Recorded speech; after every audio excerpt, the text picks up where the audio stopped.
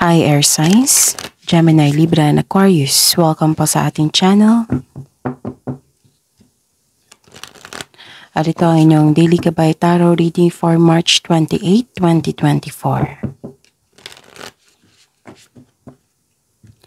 Please be reminded that this is general reading po, so maaari kayo makarelate o hindi. Just take what resonates. Gamitin ang reading na ito bilang gabay lamang. Balik po kayo dito bukas para sa ating Daily Gabay Tarot reading. Please like, subscribe, and click bell button for notification para updated po kayo sa Daily Tarot reading natin.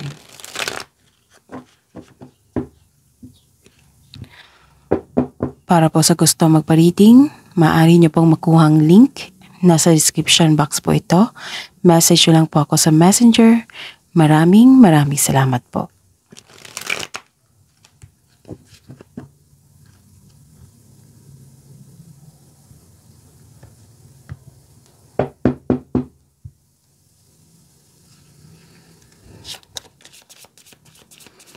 Spirits Guide, ano po ang mga ganap para po kay Gemini, Libra, and Aquarius ngayong March 28, 2024.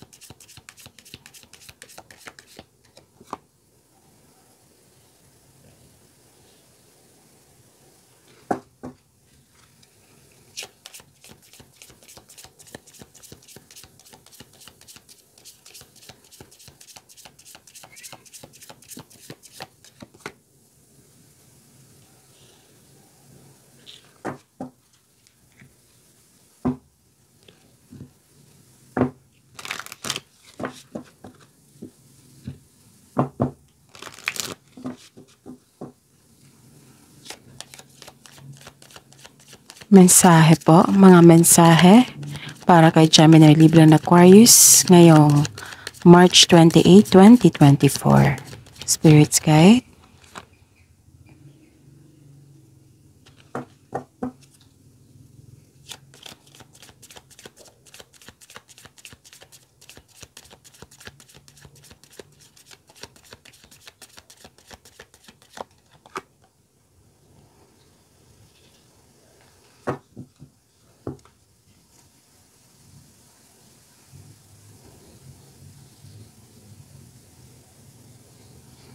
Okay.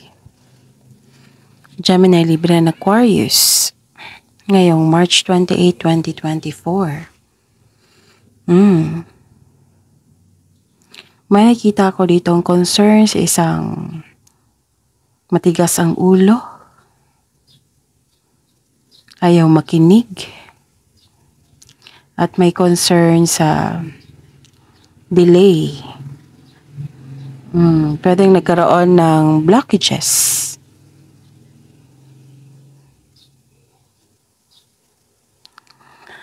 At may nakita din akong transformation. This is ending with new beginning. This is transformation. Nagkaroon ng letting go.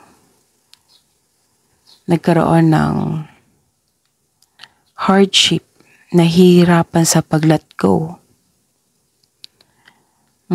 Lumabas na naman yung taong matigas ang ulo or stricto na concern nyo. Nagkaroon ng ending, nagkaroon ng closure, at maaring na-stress kayo sa kanya, sa mga nangyari.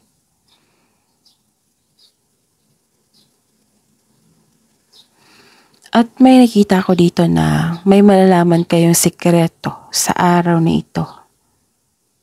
Clarity. Pwedeng nagbasa kayo ng documents. Pwedeng nagbasa kayo ng libro para may makuhang kaalaman.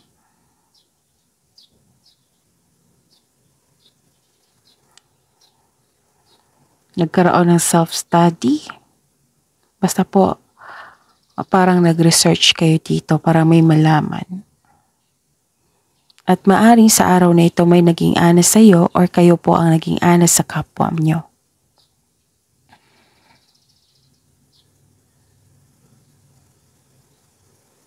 At ang mga mensahe para kay Gemini, Libra, and Aquarius, inherent wisdom is emerging. At this time, watch it and ready yourself for a rebirth. So I consider this as a new beginning. Be ready for a new beginning. And ang sabi dito na let go of others' thoughts and opinions. Huwag po daw kayo magpa-apekto sa chismis, sa intriga, or sa opinyon ng iba. Kasi isa din yan sa na magkakaroon kayo ng blockages. Maaring negative opinion ito or hindi naayon sa inyo, hindi ka sang-ayon. Sabi po dito na it is time to embrace who you really are. So be true to yourself. Embrace it. Kung ano yung nararamdaman mo, kung ano yung plano mo, kung confident ka na sa plano mo, then go ahead. Okay? Pagsikapan nyo, huwag kayong mag-create ng blockages. And be open din sa opinion ng iba. And hindi naman po lahat na sasang-ayon sa ating opinion, sa ating desisyon. Kailangan natin tanggapin yan. Tapos, pwede nyo i-take as, lesson.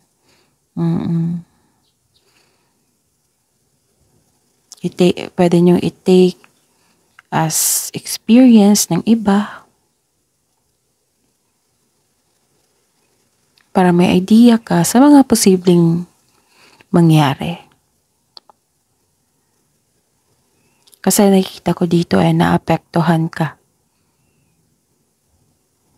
Maaring sa matigas ang ulo or sobrang stricto na tao.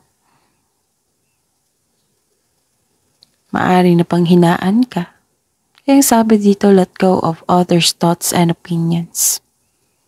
Believe in yourself, trust yourself.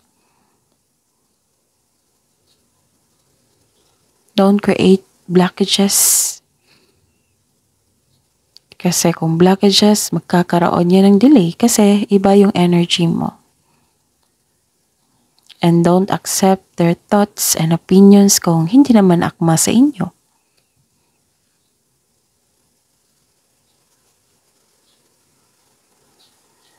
Okay? So, you should let go of these others' thoughts and opinions. Kailangan yung isurrender and embrace who you really are.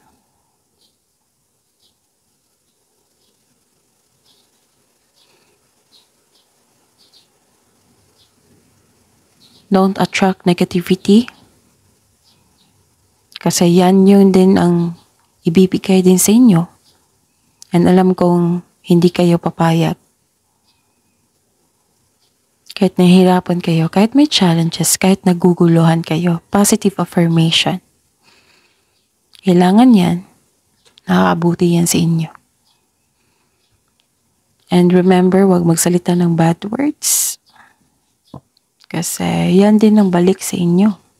Kung ano yung bigay nyo sa nature, yan din ang balik sa inyo. Okay? Baka naging impatient kayo dito. So, kailangan habaan ng pasensya kung nagkaroon ng delay at intindihin. Baka kailangan natin na may ma-realize bago dumating yung delay. Baka kailangan natin i-release itong negativity kung naapektuhan kayo kasi nakita ko ditong stress kayo nagkaroon ng anxiety. Kailangan mong i-process yan, i-release yan, and invite positive energy para tuloy-tuloy ang pasok ng blessings. Okay?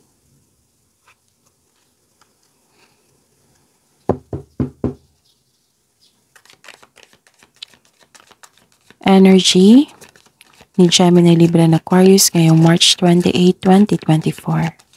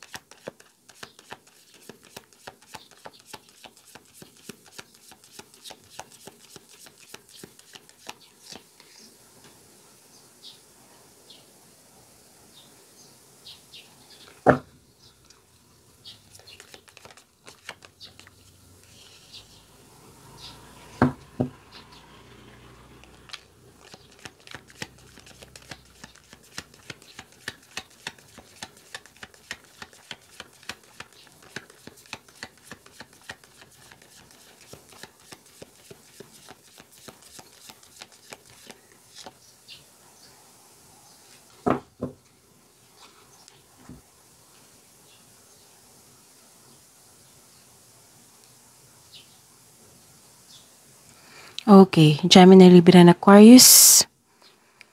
Please visit our channel po. Scroll down nyo lang po. Andun po yung bagong upload po. Separated video for Gemini, Libra, and Aquarius. Available na po yung monthly gabay tarot reading nyo po for April at saka yung monthly love reading nyo po. So check nyo po. Kasi may makukuha kayong karagdagang mensahe po doon na magsilbing gabay po sa inyo. Okay, maraming salamat po. Ngayong March 28, 2024, para po kay Gemini, Libra, and Aquarius. Nakikita ko dito, nagmuni-muni po kayo, nag-iisip ng mga plano o pangarap sa buhay.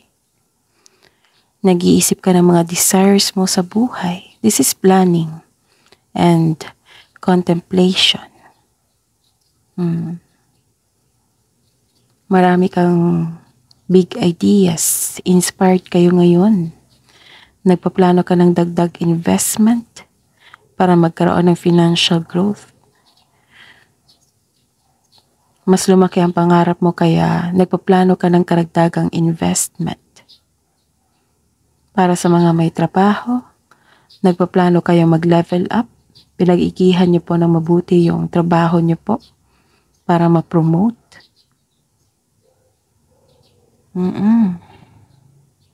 So this is all about your ambition, your goal. Gusto niyo mag-level up. Gusto niyo madagdagan yung income niyo. Ito yung sabi ko kanina sa inyo na naging impatient po kayo. Some of you. Nagpaplano, nagkaroon ng lack of planning, so kailangan na sabi po ng card dito na kailangan gumawa ng wastong plano.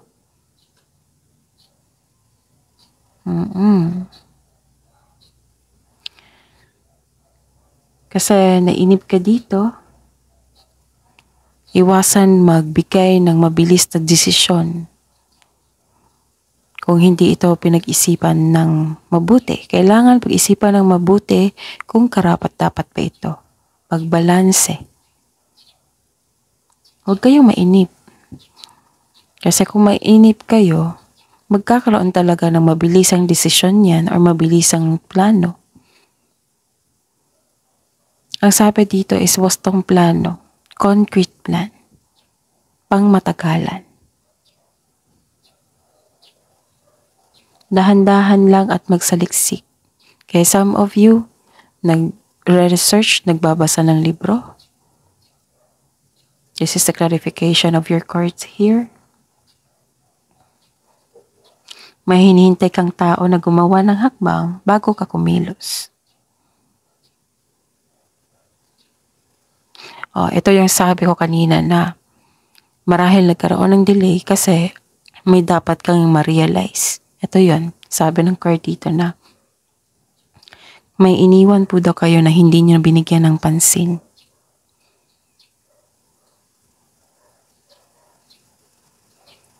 At ang sabi dito na listen to your intuition kasi it will guide you para makakreate ka ng malaking desisyon. Kasi kung makikinig ka sa inyong intuition, kung mag-trust ka sa inyong intuition at sa inyong sarili, and you are, malakas ang inyong faith sa universe, then patuloy yumayabong yung buhay mo. Sabi po dito, explore new directions. Kailangan talaga ng pasensya dito, huwag kayong mainip. Huwag magbigay ng mabilisang desisyon na hindi pinag-isipan ng mabuti. Alam nyo naman kung rush, alam nyo naman kung hindi pinag-isipan ng mabuti. Alam nyo naman na posibleng hindi magkakaroon ng magandang resulta yan. Kasi mabilisan eh. But if you are confident enough, then go ahead.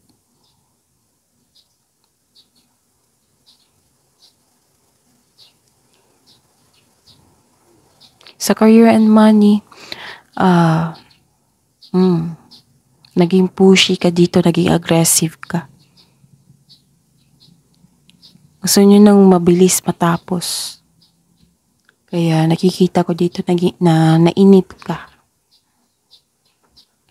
Tapos sabi po ng card dito na mag-ingat po daw kayo sa taong masakit kung magsalita. Lumabas rin.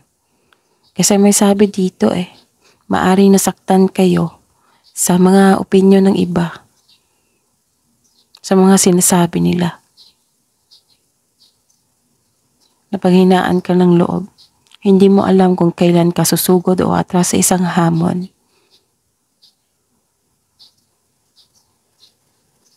And please be reminded, huwag talaga gumawa ng desisyon pag hindi okay ang inyong energy. Naguguluhan kayo, huwag.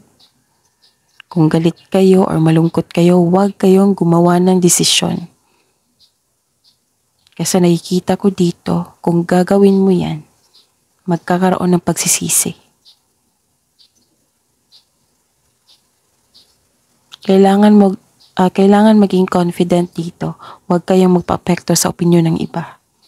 Kasi yan, itong mga taong to is yan ang blockages for your happiness. Para maging happy ka.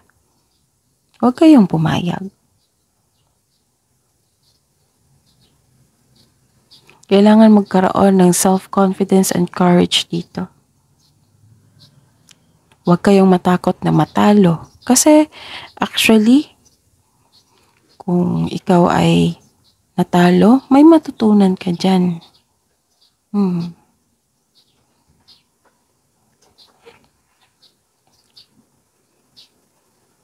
Tapos, mag-ingat po daw kayo sa isang tao na in denial, insecure, paranoid, kulang sa pasensya. Okay? Don't push the situation para magkaroon ng agarang resulta na hindi naman dapat. Alam nyo na hindi dapat napilitin. Dahan-dahan lang po.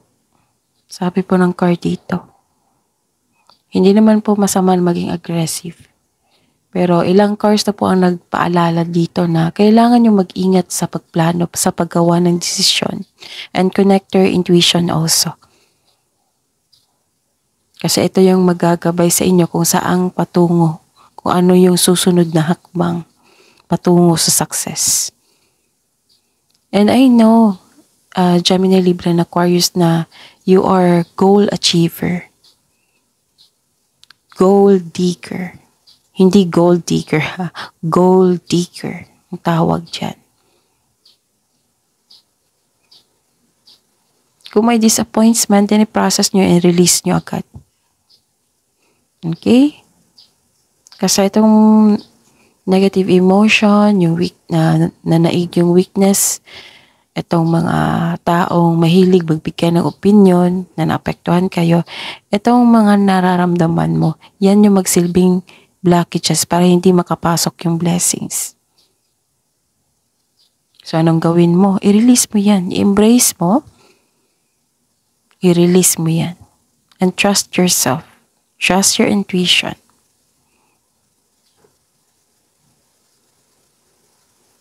Okay?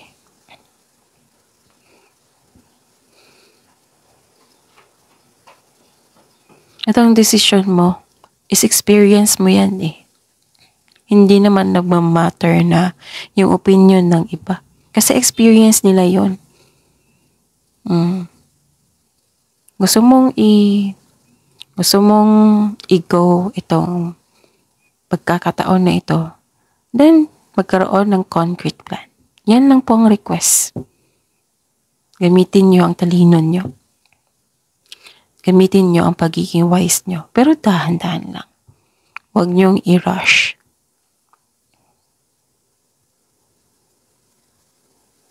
At huwag kayong mainip. Okay?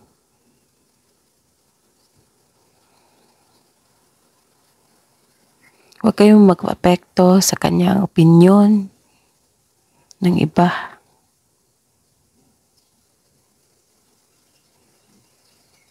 Kasi sila ang dahilan na magkakaroon ng blockages. Isa sa dahilan. Huwag niyong tanggapin yung energy nila, okay?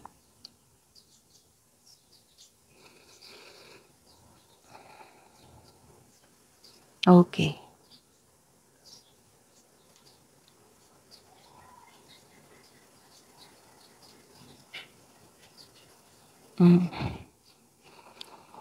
Tatlong card na nagsabi dito. May dumating na opportunity. Grab agad na hindi pinag-isipan ng mabuti. Walang pagpaplano. Ngayon, nagsisisi ka. Some of you, bad mood. Some of you, nagkaroon ng beginning pero ayaw nyo magkaroon ng pagbabago.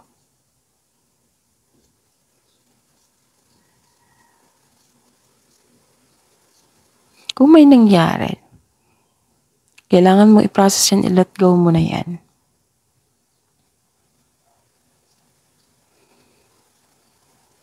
Kailangan ng pagkilos dito. Okay?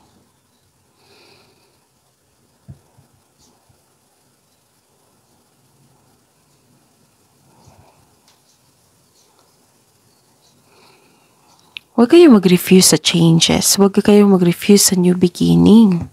Kasi new beginning is pagkakataon. Bagong kaalaman. Bagong experience. Pwede yung pagkakataon na ito na para maitama ang lahat. Kung may na-miss kayong opportunity, then bawi kayo sa susunod. Galingan nyo. Mas galingan nyo. Kailangan natin tanggapin na sa buhay natin may failure talaga. Kasi dyan tayo matututo eh. Matuto tayong magtanggap. Baka yan yung weakness. Isa sa weakness natin na hindi natin matanggap. Kailangan matuto tayong magtanggap. And, gawin yung inspiration. Itong pangyayaring ito. Hindi na dapat ito mauulit. Kaya next time, kung may ibigay na opportunity, kailangan magkaroon ng concrete plan. Hindi ko na dapat i-rush. Kasi baka na-rush mo kasi excited ka.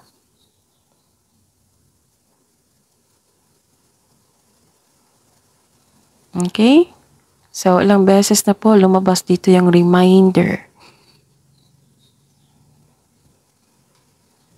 Sa love life, self-love, partnership, and romance.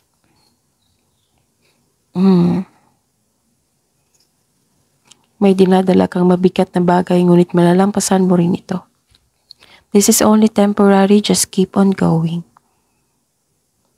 Tapos sabi po dito, huwag kang mag-say yes kung hindi naman akma sa inyong schedule para hindi kayo makaranas ng pagka-burnout sa sobrang dami ng gawain, sobrang dami ng responsibilidad. Kasi sa Gemini, Libra, and Aquarius, minsan sa sobrang kabaitan nyo, sa sobrang sipag nyo, sa sobrang maawain nyo, gusto nyong kunin yung responsibilidad ng dapat sa iba.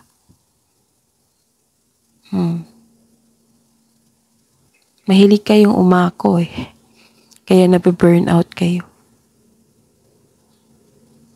Kunin mo lang kung ano ang dapat lang para hindi kayo ma-pressured, para hindi kayo ma-burnout.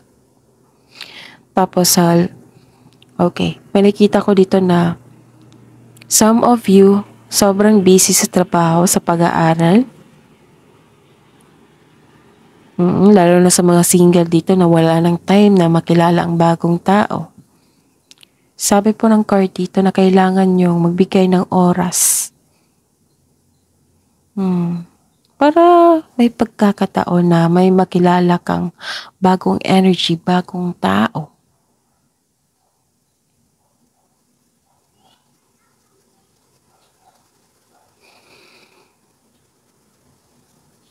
Ilan sa inyo ay breadwinner, kaya nauubusan kayo ng oras para kilalanin yung ibang tao.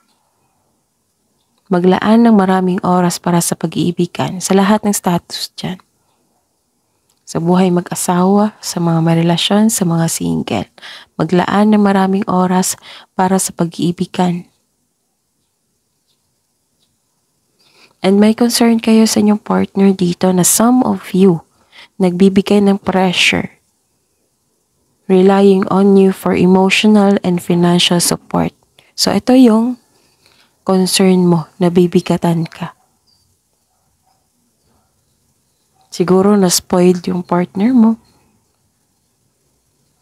Siguro inako mo yung dapat na sa kanya na responsibilidad.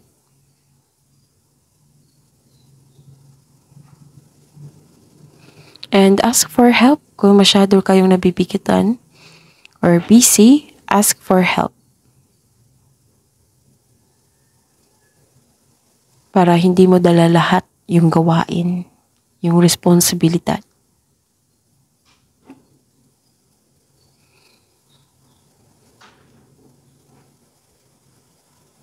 Nakikita ko dito na malapit mo nang matapos yung mga gawain mo at may balak kang mag-rest.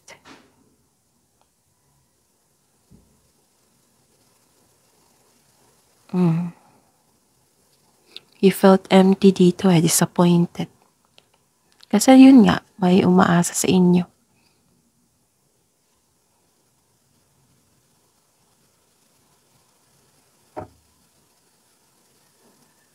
You are feeling exhausted.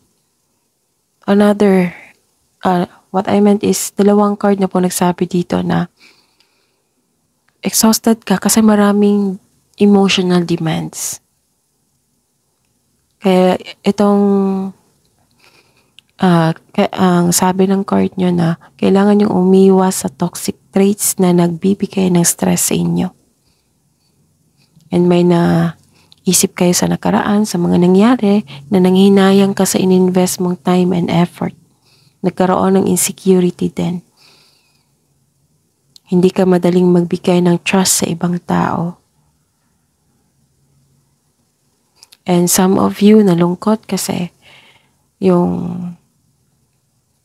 ang sabi dito na a potential new love does not develop into something more lasting. Sabi po ng card dito na guard your heart. Kasi alam naman natin na may tao talagang mabuti lang sa simula. Lalo na't hindi sila totoo sa sarili nila. Sa katagalan, kung ito ay nagbalat kayo, maaring lalabas at lalabas din yung totoong kulay nito. Kaya this card advise you na kilalanin niyo muna ang tao. Kung ito ba ay red or green flag.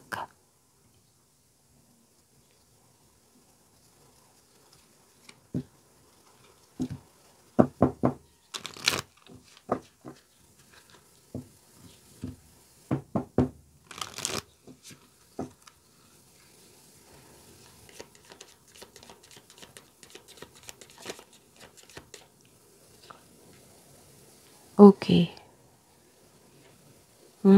Kunin natin to ha. So love message muna tayo.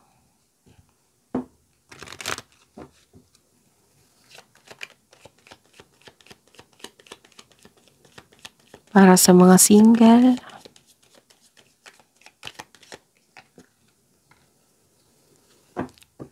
Sabi po dito na create your own happiness. Huwag kayong maghintay sa isang tao na ayusin ka.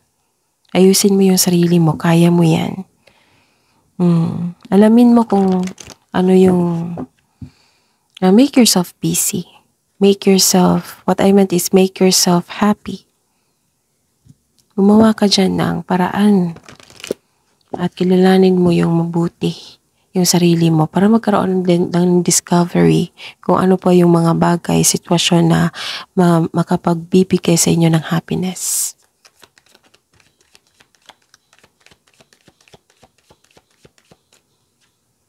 Para sa mga may relasyon, synchronicity, a divine soul counterpart. Relationship is blessed with amazing moment of synchronicity. And this is a wisdom message. Open-mindedness. There is more than one way of looking at things. You must be ready to accept alternative viewpoints and new ideas. Okay. And you must open your eyes to new ideas and new ways of resolving problems.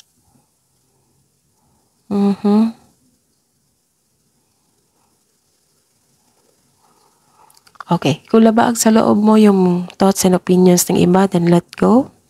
Trust yourself. And may sabi dito kung may binigay sa inyo na, kasi nag-iisip ka dito marami kang ideas. Kung may nalaman kayong alternative viewpoints and new ideas, kailangan yung tanggapin yan. Okay? Kasi yan yung makatulong, isa sa makatulong na ma-resolve ang inyong problema.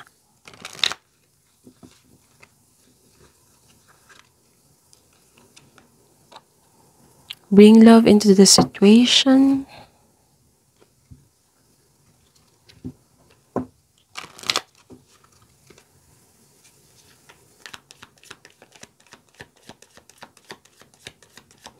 Spirits, guides, angels, archangels, guardian angels, mensahe niyo po para kay Gemini, Libra, and Aquarius. Archangel Faith. With faith, you are invisible. Believe in yourself. So that is your reading, Gemini, Libra, and Aquarius. Ngayong March 28, 2024. Please like, subscribe, and click bell button for notification para updated po kayo sa daily tarot reading natin. Maraming salamat po.